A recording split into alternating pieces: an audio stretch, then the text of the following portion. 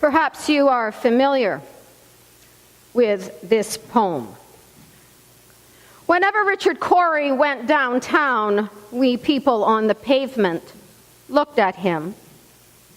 He was a gentleman from sole to crown, clean-favored and imperially slim. And he was always quietly arrayed, and he was always human when he talked. But still, he fluttered pulses when he said, "Good morning." And he glittered when he walked. And he was rich, yes, richer than a king, and admirably schooled in every grace. In fine, we thought he was everything to make us wish that we were in his place. And so on we worked and waited for the light and went without the meat and cursed the bread. And Richard Cory, one calm summer night, went home and put a bullet through his head. I landed in Baie-d'Urfé, Quebec, in the fall of 1988. The westernmost community on the West Island of Montreal, where the average household income grew as you moved west along the shores of Lac Saint-Louis. It was in this community of 3,500 very affluent people that I did my third-year theological internship. And as we began our internships, we had to do a paper investigating the context in which we were going to be doing ministry for a year. And in my investigation, I discovered that Baie-d'Urfé had the highest suicide rate among housewives in Canada. And this little piece of information reminded me of the poem that I had heard my father recite while I was a child. So I had to preach as a student there 1 week on 6 and decided that, well, this is how I would begin among them. And I started out the sermon that day by reciting Richard Cory, which I actually knew by heart way back then. Following the service, Jim Murray, who at the time was the clerk of session and a very upright Scot with a lovely sense of humor, came to me and thanked me for the message.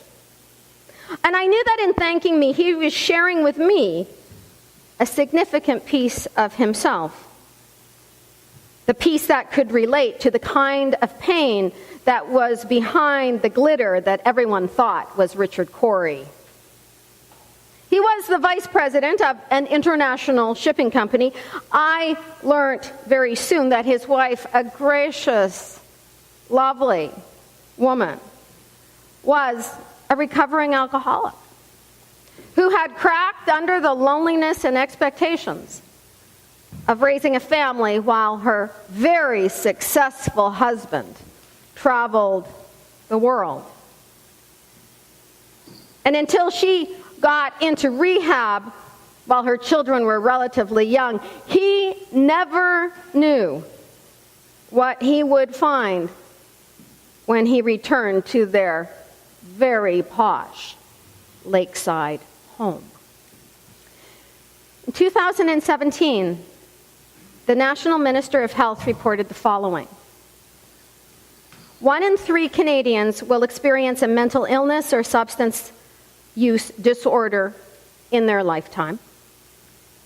More than 10 Canadians die by suicide each day. Suicide rates among Indigenous youth are among the highest in the world. And this one I think is really important. Only 57% of Canadian adults and 43% of Canadian youth report a high capacity to cope with unexpected and difficult problems and day-to-day demands. These figures bring to mind the line from Ralph Waldo Emerson when he said that most men live lives of quiet desperation.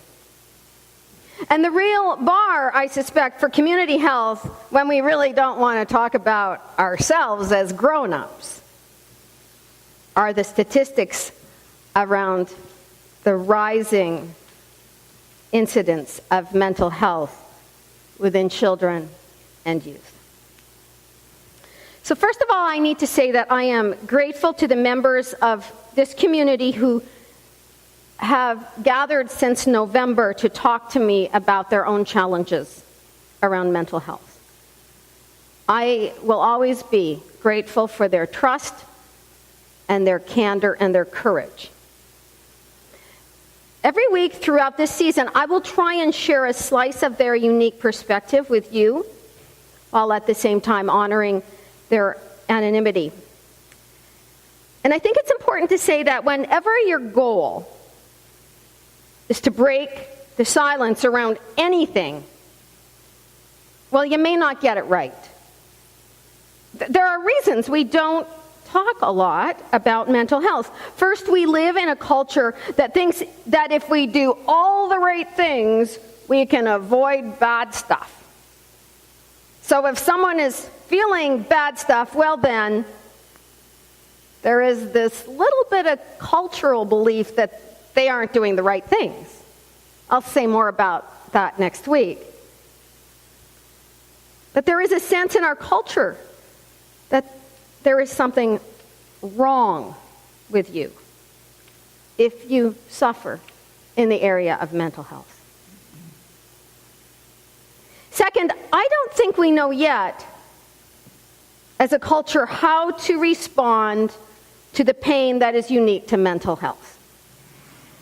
I think we need to plow through the cultural stigma. We can break the silence, but in breaking the silence, we also need to speak with grace, and we need to ask for grace, particularly from those who have some deep experiences of mental anguish. So we are now going to use words, and words are always wanting to speak. Not of an issue. Mental health, as was pointed out by a member of the team with whom I met, is not an issue. We are talking about people. We're talking about people who are suffering. We're talking about ourselves who are suffering. And I need to tell you that throughout this season, I may not always say the right thing. I may say something that, in fact, facilitates more suffering. That is certainly not my intention. But that is the risk that we take when we decide to break the silence. And when we decide that breaking the silence is healthier than not speaking at all for fear that we might say something wrong, offend somebody, hurt somebody, rub salt in the wound of somebody. So we'll need to understand that underneath the conversations that we have is a deep desire to be kind, to understand, and to provide a safe place. The other thing I need to say is that I am not a healthcare professional, but I do know what it means to feel very vulnerable. I do know what it means to battle with personal demons and to be carried to the other side of a terrain that I could not manage alone. And I do know what it feels like to want to run from a room of people in case they see what is going on inside of me. And so I think at the end of it, we have so much to learn from one another about resilience. And we will be healthier as a community when we can be honest about the hard things that we carry. So, people are suffering. Maybe we are suffering. And it is a unique pain. It is not like having a broken arm or a sore hip. When asked about the kind of pain, the reply was, I hurt. I hurt. And furthermore, it is a pain that isolates for a couple of reasons.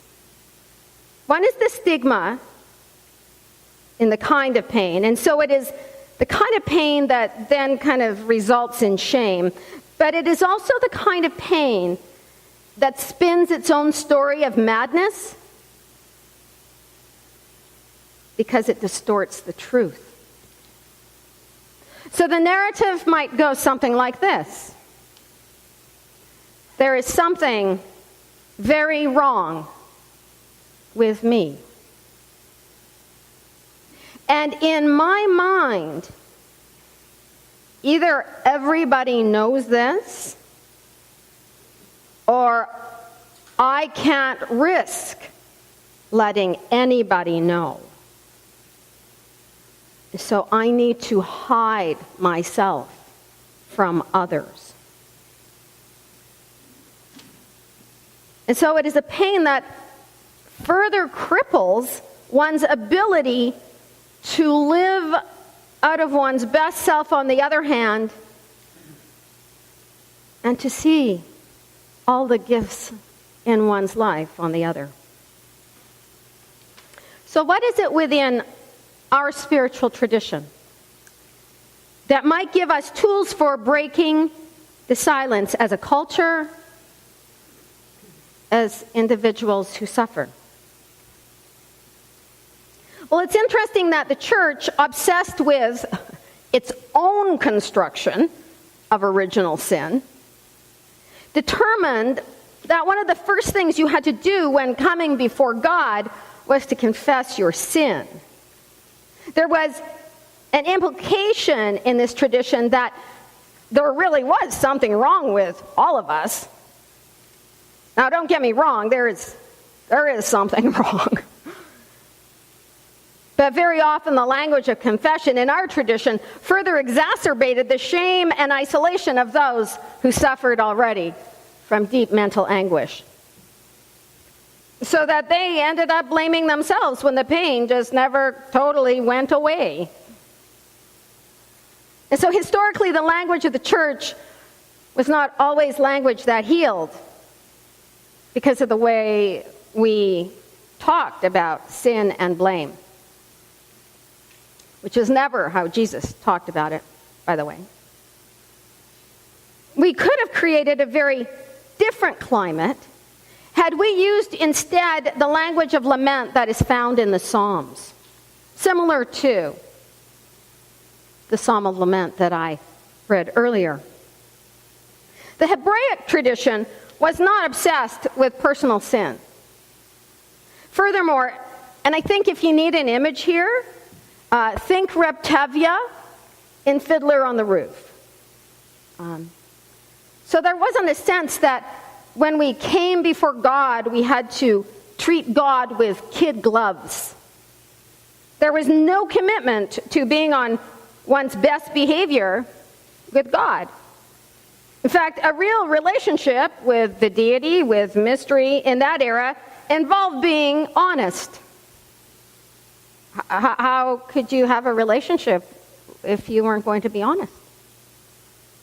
So the Psalms of Lament do not hold back when it comes to expressing rage towards God.